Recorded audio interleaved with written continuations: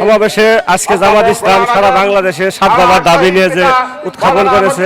তার উদ্দেশ্য দাবি বাস্তবায়ন এবং ইসলামী শাসন কায়েম করার জন্য এবং আগামী দিনের জন্য আমরা আসছি। ইসলাম বিধান দিয়েছে, আল্লাহ তাআলা রাসূল যেভাবে রাষ্ট্র পরিচালনা করছেন, শান্তি মানুষের জন্য এবং দুনিয়ার শান্তি আখিরাতে মুক্তি হবে একমাত্র ইসলামী যে কোরআনের যে শাসন, এই শাসন যদি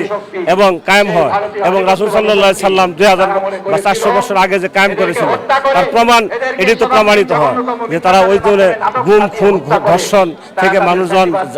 জাহেলিয়াতের যুগ ছিল, তখন এই যুগে অন্ধকার যুগ থেকে মানুষ আলোর পথ দেখাইছে। আল্লাহ তাআলা যদি রহমত করে